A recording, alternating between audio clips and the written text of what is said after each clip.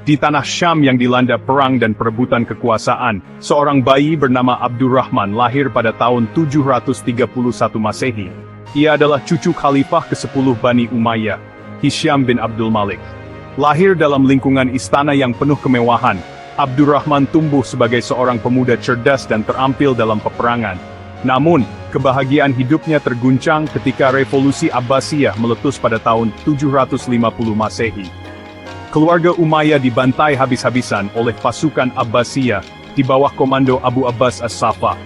Dalam kekacauan itu, Abdurrahman melarikan diri, menyaksikan saudaranya sendiri terbunuh di Sungai Efrat. Dengan hati yang penuh duka, ia menyusun rencana untuk bertahan hidup dan mencari perlindungan. Ketika Abdurrahman Ad-Dakhil melarikan diri dari kejaran pasukan Abbasiyah, ia menempuh perjalanan panjang yang penuh bahaya. Dari Syam, ia melintasi Mesir menuju Afrika Utara, wilayah yang saat itu dihuni oleh berbagai suku Berber dan masih memiliki sisa-sisa loyalis Umayyah.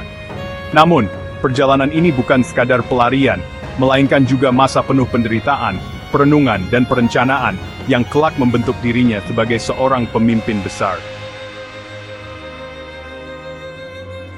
Setelah kehilangan hampir seluruh keluarganya dalam pembantaian yang dilakukan Abbasiyah, Abdurrahman hanya ditemani oleh seorang pelayan setianya, Badr. Mereka terus bergerak dari satu tempat ke tempat lain, menghindari mata-mata Abbasiyah yang masih memburunya. Saat tiba di Ifriqiyah, yang sekarang dikenal sebagai Tunisia, ia mencari perlindungan di antara suku Berber yang sebelumnya memiliki hubungan baik dengan Bani Umayyah. Namun, kondisi politik di Afrika Utara pun tidak sepenuhnya aman. Para pemimpin lokal masih dalam pengaruh Abbasiyah, atau terlibat dalam perseteruan sendiri. Selama bertahun-tahun dalam pengasingan, Abdurrahman hidup dalam ketidakpastian.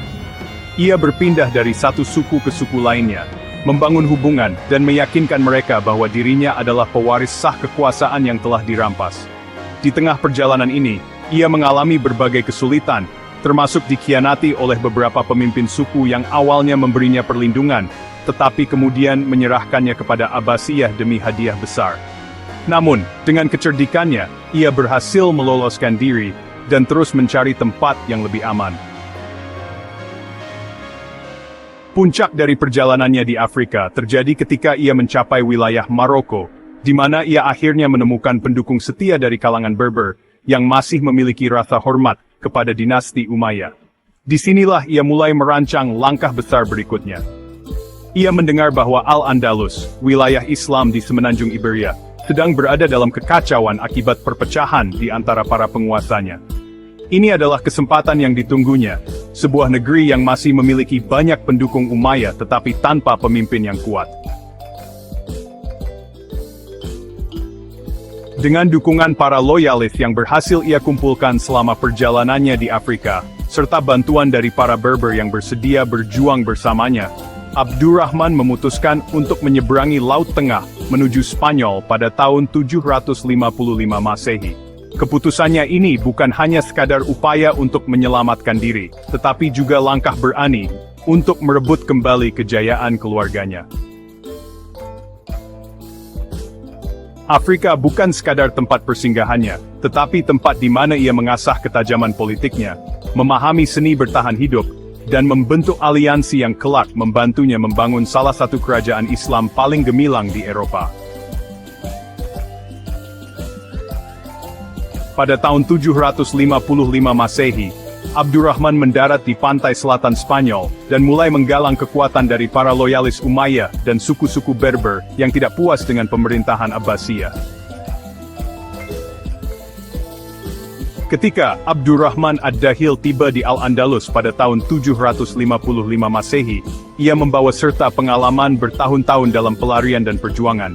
Ia bukan lagi seorang pangeran yang hidup dalam kemewahan di istana Umayyah, melainkan seorang pejuang yang telah ditempa oleh penderitaan, pengkhianatan, dan harapan akan kebangkitan kembali keluarganya. Kedatangannya di tanah Iberia bukan sekadar perjalanan biasa.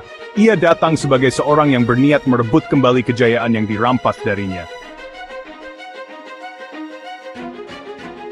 Saat itu, Al-Andalus berada dalam keadaan kacau. Wilayah yang dulunya berada di bawah kekuasaan wali-wali Abbasiyah, mengalami konflik internal antara kelompok Arab Qais dan Yaman, serta suku Berber yang merasa dikhianati oleh penguasa Arab.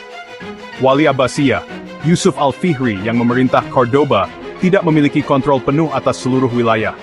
Para panglima di berbagai kota lebih berkuasa daripada pemimpin pusat, menciptakan kondisi yang sempurna bagi Abdurrahman untuk masuk dan menawarkan alternatif kepemimpinan. Ia memulai perjalanannya dari pantai selatan, mendekati komunitas Arab dan Berber yang memiliki hubungan dengan Bani Umayyah. Banyak dari mereka kecewa dengan pemerintahan Abbasiyah dan masih memiliki kesetiaan terhadap keluarga Umayyah. Dengan bantuan mereka, ia mulai menggalang pasukan. Setiap kota yang ia kunjungi menjadi titik kumpul bagi mereka yang ingin melihat Al-Andalus kembali dipimpin oleh seorang pemimpin kuat.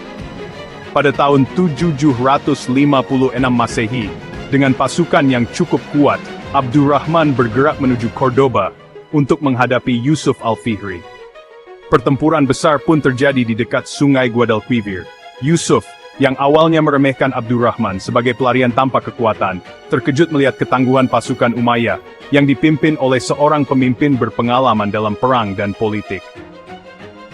Abdurrahman berhasil mengalahkan pasukan Yusuf dan merebut Cordoba, menjadikannya ibu kota emirat yang baru. Yusuf sendiri melarikan diri, tetapi kemudian dibunuh oleh pengikut Abdurrahman. Setelah kemenangan itu, ia tidak hanya harus mengamankan kekuasaannya tapi juga menghadapi berbagai ancaman. Abbasiyah, yang tidak ingin melihat seorang Umayyah bangkit kembali, segera mengirim pasukan untuk menggulingkannya. Namun, Abdurrahman, dengan kecerdikannya, berhasil mengalahkan mereka satu persatu. Salah satu tantangan terbesar datang pada tahun 763 Masehi, ketika Khalifah Abbasiyah Al-Mansur mengirim pasukan besar yang dipimpin oleh Al-Ala bin Mughith. Pasukan ini mendarat di Al-Andalus dengan niat menghancurkan Abdurrahman, tetapi ia dengan cepat mengatur strategi dan menghancurkan mereka dalam pertempuran yang menentukan. Ia bahkan mengirim kepala Al-Ala yang telah dipenggal ke Khalifah Abbasiyah sebagai pesan bahwa Umayyah masih hidup di Al-Andalus. Namun, ancaman bukan hanya datang dari luar. Beberapa pemberontakan dari dalam juga menguji kepemimpinannya, termasuk dari suku Berber yang merasa kurang dihargai setelah membantunya naik ke tampuk kekuasaan, serta kelompok Arab yang ingin mempertahankan status mereka sebagai elit penguasa. Abdurrahman menghadapi semua ini dengan tangan besi, tetapi juga dengan kebijaksanaan.